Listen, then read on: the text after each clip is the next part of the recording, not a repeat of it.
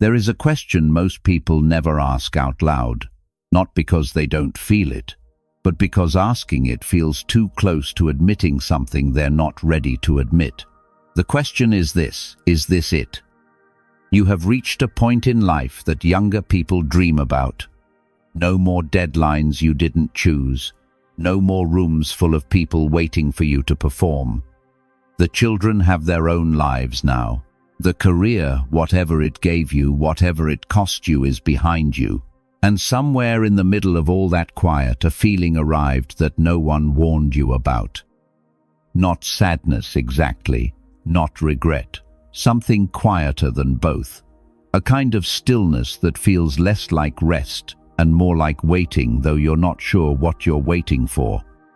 Some people feel it the morning after the retirement party, when the congratulations cards are still on the kitchen counter and the coffee tastes exactly the same as it always did, but something is different. Some feel it gradually over months as the structure that once held the days together slowly loosens and the hours begin to blur. And the thought comes softly at first, then louder. Maybe the best of it is already behind me. If you have felt this, even once, even briefly, this talk is for you. Because Buddhism does not read this moment the way the world does. The world looks at 60, at 65, at 70, and quietly begins to use the language of endings. Buddhism looks at the same moment and sees something else entirely. It sees a door. Not closing, opening. In this talk we will explore 7 truths that Buddhist wisdom has held for centuries, not as philosophy, not as comfort, but as a genuine way of understanding why this chapter of life, the one that feels like an afterword, may in fact be the one you have been unknowingly preparing for your entire point, life. Not because life gets easier after 60, but because for the first time you may finally have the stillness to hear what life has been trying to tell you all along.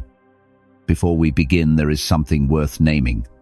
Because the feeling we just described, that quiet sense of waiting, of not quite knowing who you are when the roles fall away, it does not arrive from nowhere. It has a source. And until we understand the source, the 7 truths that follow will remain interesting ideas, rather than something that actually changes the way you move through your days. Here is what Buddhism points to gently but precisely. For most of your life, you were somebody in particular, a provider, a parent, a professional, someone with a title, a function, a place in the structure of other people's lives. You woke up knowing what was expected of you. You went to sleep having either met those expectations or carried the weight of falling short. The identity was demanding, but it was also, in a way that is hard to admit, deeply comforting. Because when you know your role, you know your worth. And when you know your worth, you know who you are. Then the role changes, or ends, or quietly becomes unnecessary. And the question that surfaces is not, what do I do now, though that question comes too. The deeper question is, who am I when I am no longer the person that role required me to be? Buddhism has a word that touches this directly. Anatta, often translated as non-self. It is not a cold philosophical concept. It is at its heart one of the most liberating observations a human being can encounter, that you were never identical to the role you played. The role was something you did. It was never the whole of what you are. The parent whose children no longer need them daily, they are still the person who learned what love costs. The executive whose office has been given to someone younger, they are still the person who learned what it means to carry responsibility for others. The work ends, the wisdom remains. These are not the same thing, and confusing them is the source of more quiet suffering after 60 than most people ever speak about. But there is a second layer to this. Even when people begin to understand that they are more than their former roles, something else remains uncomfortable: the stillness itself. The open hours, the days that no longer arrive pre-organized by obligation. For people who have spent 4 decades being needed, being busy, being useful in visible and measurable ways, stillness does not feel like rest. It feels like absence. And absence to a mind conditioned by decades of productivity feels dangerously close to irrelevance. This is where Buddhism offers something unexpected. In the contemplative traditions, stillness is not the opposite of meaning. It is the condition for meaning. A mind that has never been quiet has never had the chance to hear what it actually wants beneath the obligations, beneath the performance, beneath the long and worthy effort of building a life for others. The Zen teacher Shunryu Suzuki once observed that the mind of a beginner is full of possibility, while the mind of the expert has very few. What he was pointing to was not a criticism of knowledge. He was pointing to what happens when we stop leaving room for the unknown, when every hour is already spoken for before it arrives. After 60, for perhaps the first time, hours arrive unspoken for. That is not emptiness, that is space. And it is from that space, from the willingness to sit with it rather than immediately fill it, that the 7 truths in this talk begin to make a different kind of sense, not as things to do, as ways of seeing. Truth 1. Stillness is where you find yourself again. Think about how you used to move through the world. Not the walking itself, but the quality of movement, the purposefulness of it. Every journey had a destination that mattered to someone. The car keys picked up with intention. The route memorized not because you chose it, but because it was required. Even the body knew, this is not walking, this is arriving somewhere, this is being needed somewhere, this is the shape of a useful life. And then one day the destinations thin out, not all at once, gradually. The way a tide goes out, you don't see the moment it turns, only later looking back do you realize the water has moved. For many people, the response to this is to fill the space, to stay busy, to find errands that approximate the feeling of purpose, activities that resemble the structure that has been lost. And there is nothing wrong with that instinct. It is human and understandable, but underneath it, quietly, the stillness waits, patient, unchanging, asking nothing except to be met. Here is what Buddhism notices about this. In the Zen tradition, there is a practice called kinhin walking meditation. It looks from the outside like the most ordinary thing imaginable, a person walking slowly, usually in a circle, usually in silence, no destination, no arrival point. The walking is not a means to get somewhere. The walking is the entire point. What practitioners of kinhin describe sometimes after years of resistance is not boredom and not peace exactly, but something more precise than either. A quality of attention that only becomes available when the mind is no longer managing a destination. When the next step is not in service of anything except the present one. Most of us have never walked that way. Not once in our adult lives. We have walked to the mailbox while mentally composing a response to something that happened 3 hours ago. We have walked through parks while rehearsing conversations that may never take place. We have moved through beautiful mornings without registering a single detail of them because the mind was already somewhere else, somewhere it believed it needed to be more urgently. This is not a criticism. It was the shape of a full life. A life with people in it, responsibilities in it, stakes in it. But something shifts when you realize that the same mind that was always elsewhere, that was always managing, anticipating, resolving, can be brought back. Not forced back, invited back, one slow walk at a time. There is a quality of attention available after 60 that is genuinely different from what came before. Not lesser, different. The urgency has softened, the performance has ended, and in that softening something the contemplative traditions have pointed to for centuries becomes suddenly practically available, the experience of being exactly where you are, doing exactly what you are doing, with nothing left over pulling at you from another direction. You do not need a meditation cushion for this. You do not need a teacher or a tradition or a special hour of the morning. You need only to walk slowly without destination, without earphones, filling the silence, and notice what is actually there. The way light falls across a particular patch of ground, the sound a dry leaf makes under a shoe, the way your own breath moves when it is not competing with anything. These are not small things dressed up as profound ones. They are the texture of a life being lived in the present tense, which is the only tense Buddhism reminds us that actually exists. The past is a memory. The future is an imagination. This moment, this street, this quality of light, this is the only place you have ever actually been.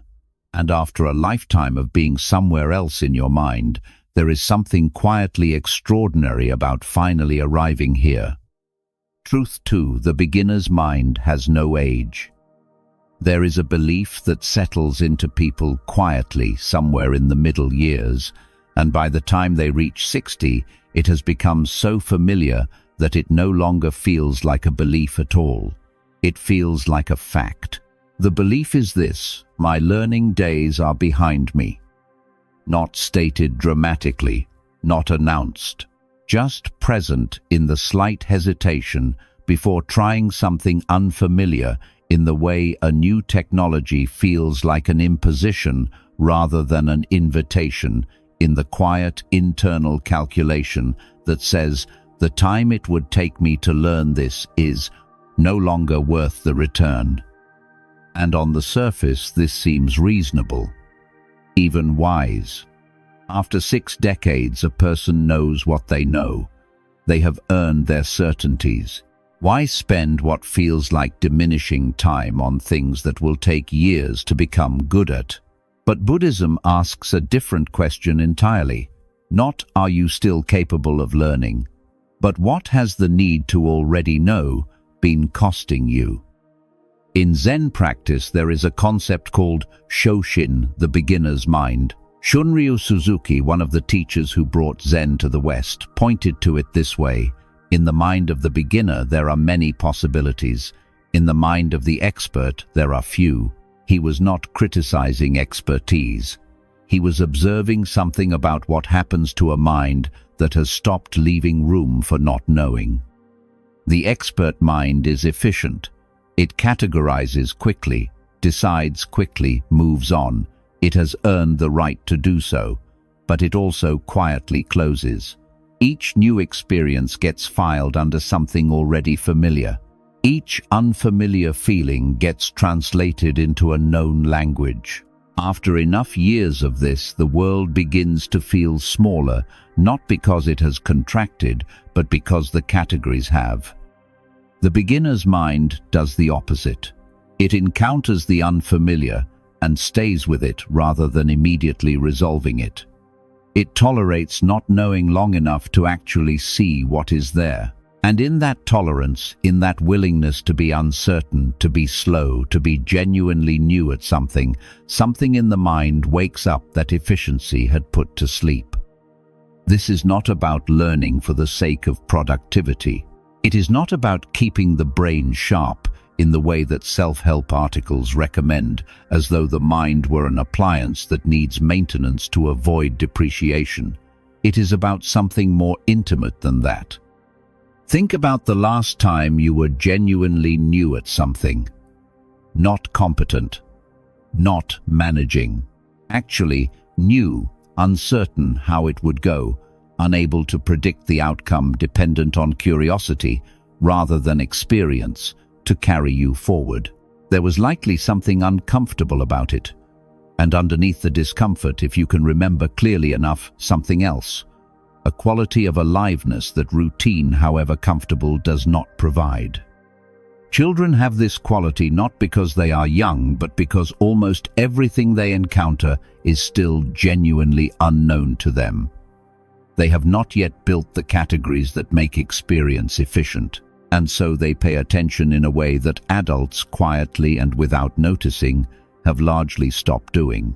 After 60, something unexpected becomes available. The obligations that once made efficiency necessary have softened. The performance, the need to appear competent, to project mastery, to never be visibly uncertain in front of people who depended on you, that performance has an audience now only if you choose to maintain it. Which means, for perhaps the first time in decades, you are free to be a beginner. Not at everything, not dramatically, but somewhere. In some small corner of your days, you can pick up something you have never held before, a brush, an instrument, a language, a question you have always deferred, and meet it without needing to already know how it ends. The question Buddhism is really asking is not whether you are still capable of learning. It is whether you are still willing to not know. Because the willingness to not know, to sit with uncertainty rather than immediately resolve it, to stay curious rather than comfortable, is not a young person's capacity. It is a practice, one that can be taken up at any age, and that once taken up, changes the quality of every day it touches. You do not need to master anything. You only need to begin. Truth 3. The hands know what the mind has forgotten. There is something that happens to a person after decades of work that is primarily mental. Not a physical decline, though that comes too in its own time. Something subtler, a kind of disconnection between the self that thinks and plans and decides and the body that carries that self through the world. The hands become instruments of the mind's agenda. They type, they sign, they scroll, they gesture in meetings to emphasize points. They are useful, but they are not in any real sense making anything. And then retirement arrives, and the mental work stops, and the hands which have been in service of that work for 40 years suddenly have nowhere in particular to go. Most people do not notice this as a loss. They notice it as restlessness, a low-level agitation that has no clear object, the feeling of needing to do something without knowing what that something is. The hands pick up the phone, not because there is anything particular to see, but because stillness for a body trained in productivity feels like a problem to be solved. Buddhism points to something here that is easy to miss if you are looking for grand spiritual insights. It points to the ordinary, the irreducibly physical, the making of things. In Zen monasteries, manual labor has never been considered separate from practice. The monks do not meditate and then afterward do the practical work of maintaining the grounds. The sweeping of a path, the tending of a garden, the preparation of a meal, these are not interruptions to the spiritual life. They are expressions of it. The attention brought to the work is the same attention brought to sitting in silence. The hands moving through a task with full presence is not different in kind from the mind resting in meditation. It is the same quality of awareness wearing a different form. Thich Nhat Hanh, the Vietnamese Zen teacher, described washing dishes as an act of meditation in itself, not a means to having clean dishes, but an opportunity to be completely present with water, with ceramic, with the weight of something real in your hands.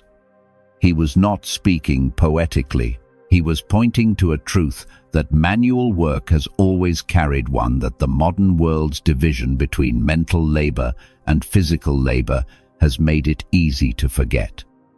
When you make something with your hands, when you plant a seed and return each morning to see what has happened overnight, when you learn the particular resistance of wood under a blade, when you knead dough and feel the moment it changes.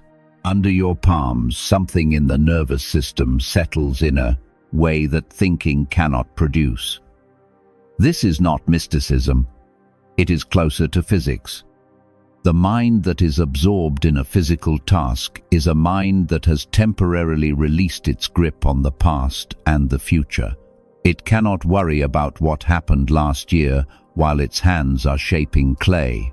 It cannot rehearse tomorrow's conversation while it is learning to coax a particular sound from an instrument it has never played before. The body's engagement with something present and tangible pulls the mind into the present tense in a way that intention alone rarely manages. And there is something else.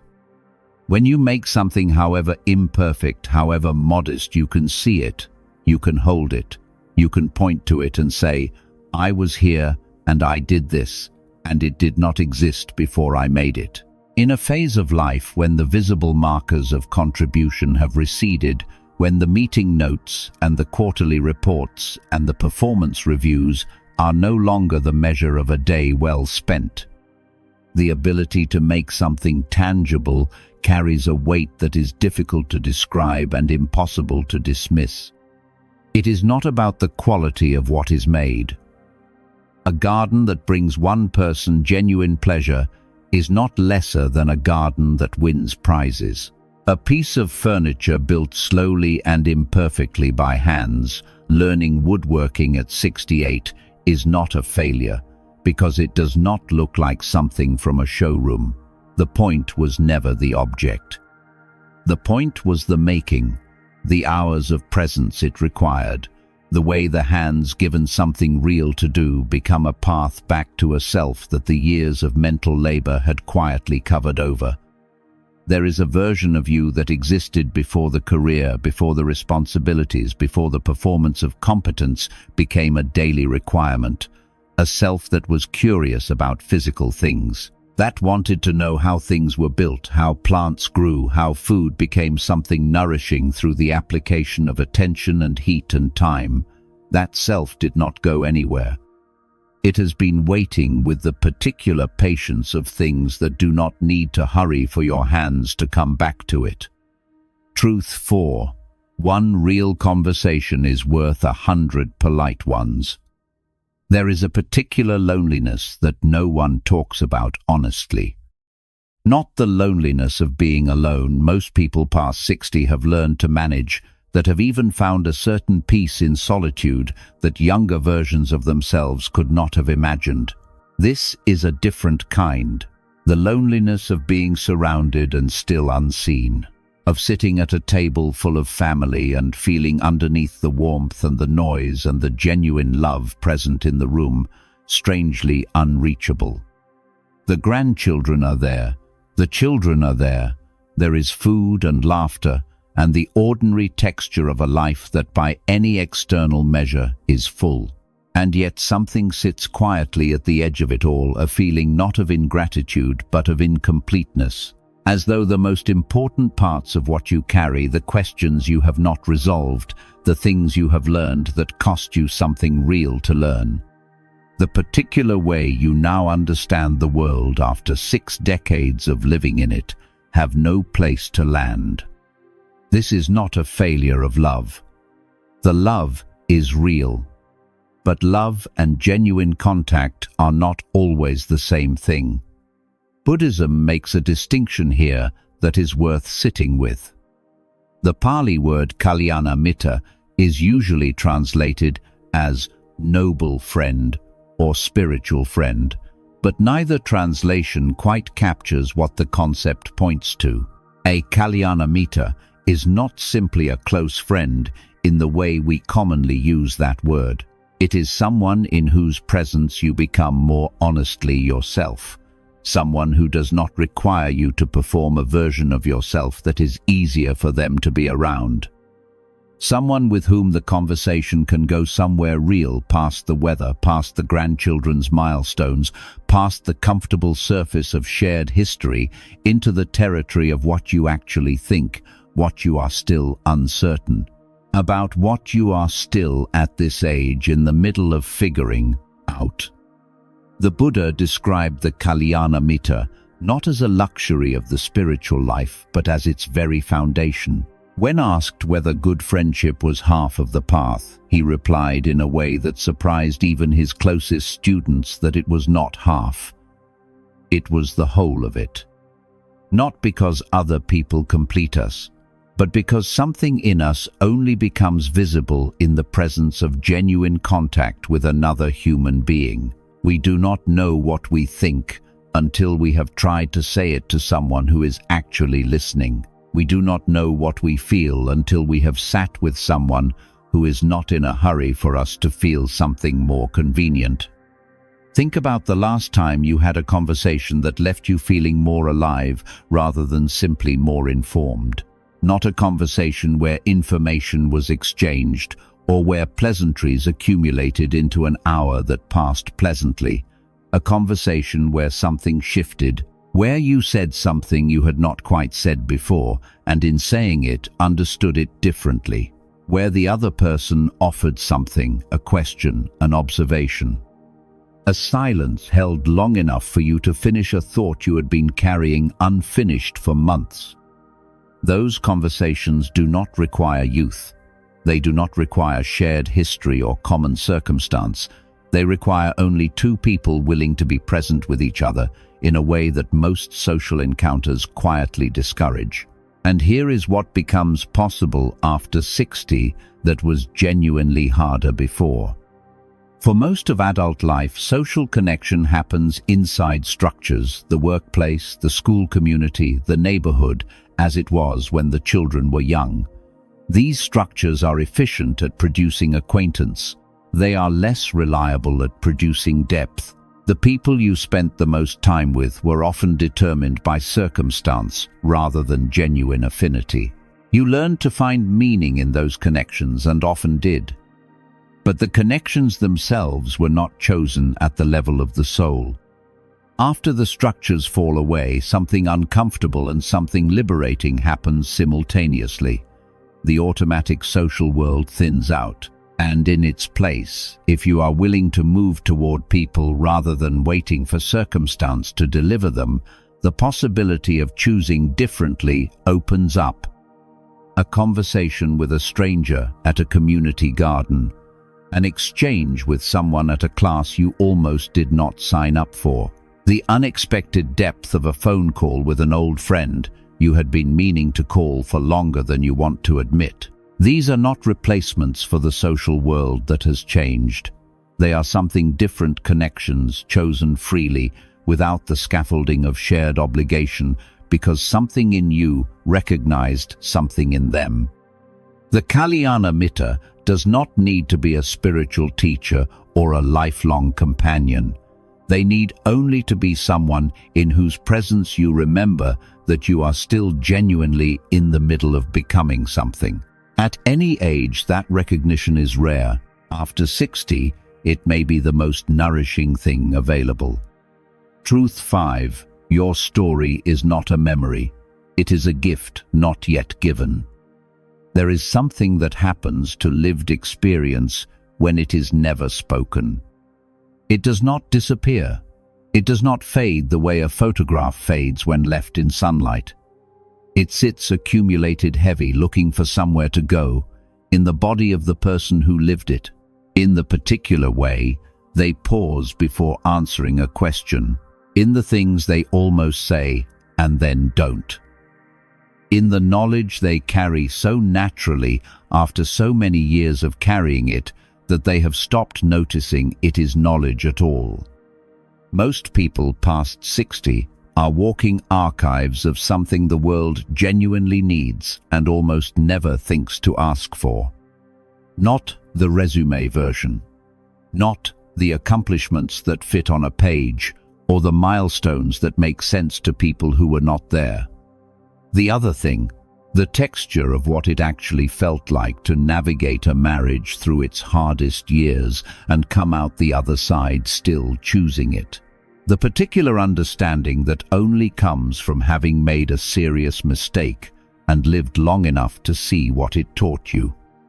The way grief changes shape over decades, how it is sharp at first and then becomes something softer and stranger, less like pain and more like the permanent presence of someone who was real. This is not information that can be Googled.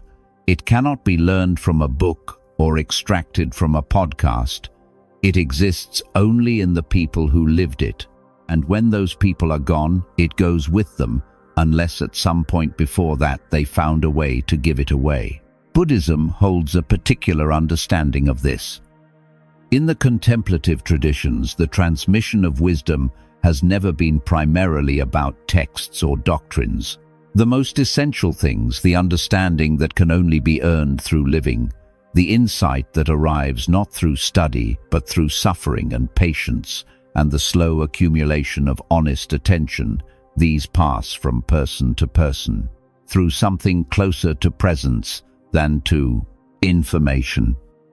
A teacher sits with a student not primarily to convey content, but to offer a quality of understanding that the student could not arrive at alone. This is what the tradition calls Dharma transmission. And while the formal version belongs to monasteries and lineages, the informal version happens in kitchens and on front porches and in the quiet hour after a family dinner when most people have gone home and two people who trust each other find themselves still talking. You do not need a formal role to transmit something real. You do not need to announce that you are passing on wisdom or to frame what you are offering as a lesson. The most powerful transmissions often do not look like teaching at all. They look like a story told without agenda, a memory offered not to instruct but simply because it was true and it mattered, and the person across from you seemed ready to receive it. Think about what you carry. The year that almost broke you and didn't. The decision you made that looked wrong to everyone watching and turned out to be the most honest thing you ever did. The person who said something to you decades ago that you have never forgotten, not because it was wise exactly, but because it arrived at precisely the moment you needed it to. The thing you understand about love now that you could not have articulated at 30 or 40, or even 50, that has come only from living long enough to see it from enough angles. None of this is small. None of it is ordinary. It only feels ordinary because you have been carrying it so long that its weight has become familiar. There is a generation behind you and behind them, another navigating the same territory you have already crossed. Not identically, the landscape changes, but the essential terrain, the fear of making the wrong choice, the confusion of loving someone and not knowing how to reach them, the question of whether the life being built is the right one, the particular loneliness of being in the middle of something with no guarantee of how it resolves, that terrain does not change. And you have been there. You have crossed it. You know things about it that no map contains. The act of telling, of finding the words for what you lived, of shaping experience into something that can be received by another person is not merely reminiscing. It is, in the oldest sense of the word, teaching. And it changes something not only in the person who receives it, but in the person who gives it. There is a particular clarity that comes from trying to say honestly and without performance what something actually cost you and what it actually gave you. A settling, as though the experience finally spoken has found the place it was always trying to reach. Your story is not a memory waiting to be forgotten. It is a gift that has not yet found its recipient, and somewhere closer than you might think, someone is waiting for exactly what only you can give. Truth 6. Purpose is not something you find, it appears when you give. There is a question that arrives for many people sometime in the first year after the major roles have ended. It does not arrive loudly. It does not announce itself as a crisis or demand immediate attention. It surfaces in the quieter moments in the middle of an ordinary afternoon, with nothing particular pressing in the space between waking and the first cup of coffee, in the slight flatness that descends when the day has passed without leaving a clear mark on anything. The question is, does what I do still matter to anyone? And underneath that question, closer to the bone, do I? This is not self-pity. It is something more honest than that, a genuine reckoning with what happens when the external structures that once made a person's contribution visible and measurable Simply stop providing that feedback. For 40 years, the evidence of mattering arrived regularly and reliably. A problem solved, a deadline met, a child fed, supported, seen through something difficult. The days had outcomes that other people noticed and needed. And that noticing, even when it was imperfect, even when it was insufficient, was quietly doing something essential. It was answering the question before it could fully form. When the answering stops, the question surfaces. And the instinct, understandable and almost universal, is to go looking for purpose, the way you would go, looking for something misplaced, to search for it, to identify it, to find the right activity or role or commitment that will restore the feeling of mattering that has receded. Buddhism suggests with characteristic gentleness that this search has the direction reversed. The Pali word dana is most commonly translated as generosity, but the concept it points to is both simpler and more radical than the English word captures. Dana is not the act of giving because you have surplus. It is the recognition that the act of giving itself is what generates fullness, not a means to feeling purposeful. The source of it.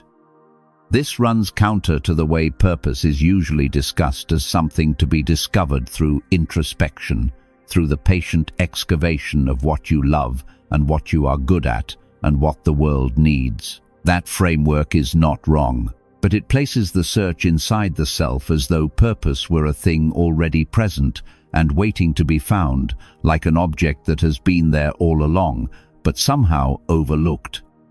What Dana points to is different. It suggests that purpose is not a noun but a verb, not a condition to be achieved but an action that, when taken, creates the very feeling it was supposed to require as a precondition. You do not need to feel purposeful before you give. The giving is what makes you feel purposeful. And what you have to give after 6 decades of living is not nothing. It is in fact considerable. The knowledge accumulated over a career that took decades to build, the particular steadiness that comes from having navigated loss and uncertainty and come through with your essential self more or less intact, the ability to sit with someone in difficulty without needing to fix it immediately, a capacity that requires years of experience with the limits of fixing, the simple, irreplaceable gift of time given without agenda to someone who has very little of it to spare. None of these require a formal role. None of them require an organization or a title or a schedule. They require only the willingness to turn outward, to move the attention even briefly from the question of one's own relevance toward the specific concrete needs of a specific concrete person who happens to be standing nearby. A grandchild struggling with something they cannot name. A neighbor managing a difficulty alone that would be easier managed with company. Someone younger in a field you spent decades understanding, navigating a confusion you recognize because you once navigated it yourself and remember with more precision than you might expect exactly how lost it felt. The tradition of dana does not distinguish between large gestures and small ones. It does not reserve the word generosity for the dramatic acts of giving that make it into stories. The cup of tea made with genuine attention, the hour given without watching the clock, the listening that is real listening, not the kind that is quietly preparing its response, but the kind that stays with what is actually being said long enough for the person saying it to feel, perhaps for the first time in a while, genuinely heard. These are not substitutes for purpose. They are what purpose actually is when you strip away the performance of it. There is a quieter truth underneath all of this, one that the Buddhist understanding of dana gestures toward, but does not always state directly. The self that is turned entirely inward, that is absorbed in the question of its own relevance, its own visibility, its own continued significance, is a self in a particular kind of suffering. Not because the question is wrong, but because the question cannot be answered from inside itself. It needs contact with something outside to dissolve. And that contact, when it comes through genuine giving, through the experience of being useful to a specific person in a specific moment, not in theory but in fact, does something that no amount of introspection about purpose ever quite manages. It makes the question disappear. Not because the question was answered, but because in the act of giving, the self that was asking it briefly forgets to be concerned with its own reflection. And in that forgetting, in that temporary release from the exhausting work of wondering whether you still matter, something settles. Something that feels without announcement exactly like what you were looking for. Truth 7. Joy without reason is the highest freedom. There is a kind of joy that most adults have not felt in a very long time. Not happiness. Happiness is something that arrives in response to things going well and departs when they stop. Not contentment. Contentment is quieter, more settled, the satisfaction of a life that is on balance good. This is something different from both. Lighter than happiness, less earned than contentment, a joy that does not require a reason, does not arrive because something good has happened, and does not depend on anything outside itself to sustain it. Children have it naturally. You can see it in the way a 3-year-old responds to a puddle, not because puddles are objectively significant, but because the encounter between small boots and standing water produces in that particular nervous system, at that particular moment, something that cannot be contained. The body simply expresses it. There is no decision involved, no calculation of whether the joy is proportionate to its cause. At some point, gradually, without announcement, through the long process of becoming a responsible adult in a world that takes itself seriously, most people lose access to this, not the capacity for it, the permission. The joy does not disappear. It gets filtered, run through a quiet internal question that most adults apply to pleasure without realizing they are doing it. Is this appropriate? Is this earned? Is this the kind of thing a person at my stage of life is supposed to want? And if the answer is uncertain, if the thing that would bring joy seems too simple, too undignified, too much like something a child would do, the joy gets set aside, deferred, quietly replaced with the more defensible satisfactions of productivity and responsibility, and the performance of a life being lived seriously. By 60, for many people, this filtering has been running so long and so automatically that they have genuinely forgotten what it felt like to do something purely because it delighted them, not because it was good for them, not because it would make someone else happy, not because it was a reward for something accomplished, simply because in that moment it was the most alive thing available to do. Buddhism has a word for this quality of joy. Mudita, usually translated as sympathetic joy or appreciative joy, one of the 4 Brahmaviharas, the immeasurable qualities of heart that the tradition considers not aspirational ideals but trainable capacities. Mudita is the joy that arises not from getting what you want, but from the sheer fact of aliveness itself, from contact with the world as it actually is, rather than the world as it needs to be for happiness to be permitted. What makes mudita unusual among the things Buddhism asks practitioners to cultivate is that it has no object it requires. It does not need good news. It does not need achievement or acquisition or the resolution of something that has been worrying you.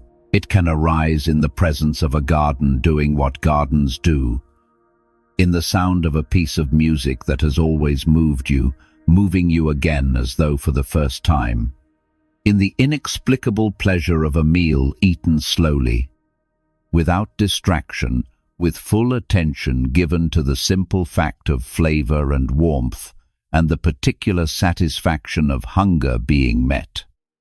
These are not trivial things dressed up in spiritual language to make them seem more significant than they are. They are, in fact, what the spiritual life has always been, pointing toward not transcendence of ordinary experience, but full contact with it, not the escape from the physical world into something purer, but the discovery that the physical world met with genuine attention and without the constant overlay of judgment and agenda is already more than enough. The Zen tradition has a phrase for this that translates roughly as, "Before enlightenment, chop wood, carry water. After enlightenment, chop wood, carry water." The tasks do not change. The quality of presence brought to them does. After 60, something that was genuinely unavailable earlier becomes possible. The performance is over. The audience, all the people whose opinions of you shaped the choices you made about how to spend your hours and what to be seen enjoying, has largely dispersed. The children are no longer watching to see what a responsible adult looks like. The colleagues are no longer present to register what you find amusing. The long social theater of becoming and maintaining a particular kind of person with a particular kind of taste, responding to the world in ways that were appropriate to the role that theater has closed. Which means the joy that was always available but rarely permitted is now simply permitted. You can play cards badly and find it funnier than winning. You can spend an entire afternoon in a garden doing nothing that could be described as productive and feel at the end of it that the afternoon was not wasted but full. You can dance in a room where no one is watching, or in a room where people are watching, and find to your own surprise that you no longer particularly mind. You can laugh at something that isn't clever, cry at something that isn't tragic, be moved by something small without needing to justify the response to anyone, including yourself. This is not regression. It is not the loosening of dignity that age is sometimes wrongly accused of producing. It is freedom. The particular freedom that comes when the long work of building a self, a credible, responsible, appropriately serious self, has been completed, and what remains is the self that was always underneath it. Curious, unguarded, capable of being surprised, still capable, after everything, of finding the world genuinely delightful in ways that require no explanation and deserve none. Mudita does not ask you to be happy. It asks only that you stop requiring a reason before you allow yourself to be. That is a smaller ask than it sounds, and a larger freedom than most people in the middle years of a serious life ever permitted themselves to imagine. There is nothing left to summarize. Not because the talk was too short or too simple, or because the ideas did not deserve more than they received, but because the things we have been sitting with in this talk are not the kind that benefit from being restated. They are the kind that need to be carried quietly, without urgency, into the ordinary hours that follow.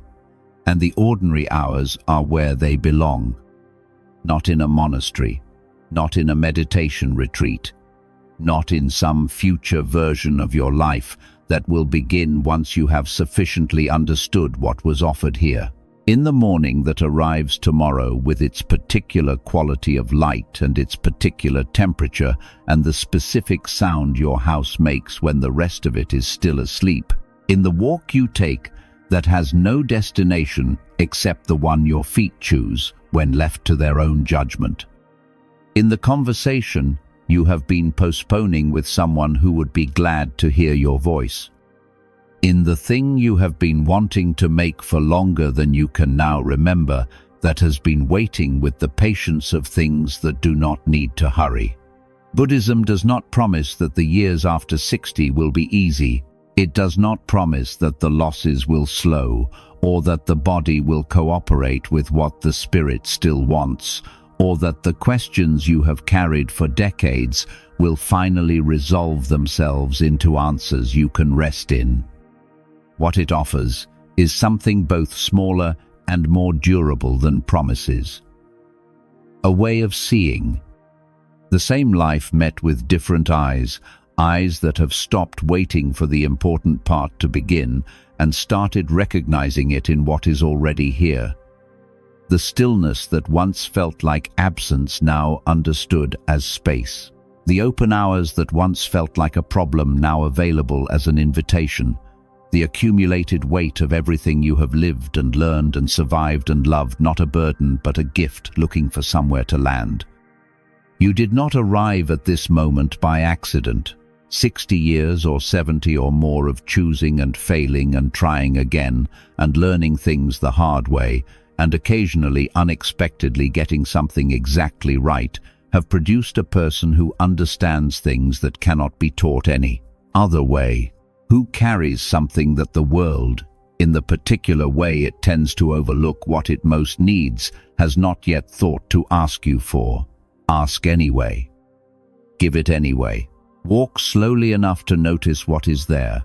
Stay curious about one thing you do not yet understand. Make something with your hands that did not exist before you made it. Find one person with whom the conversation can go somewhere real. Tell one story that only you can tell, not because these are the 7 steps to a better retirement, but because this, exactly this, the small and irreducibly human texture of a day lived with presence and without performance, is what the whole long effort of a life was quietly building toward. The door is not closing. It never was. What you heard all those years was not a door closing. It was something older and quieter than that, the sound of one opening in a part of the house you had not yet thought to visit. It is open now.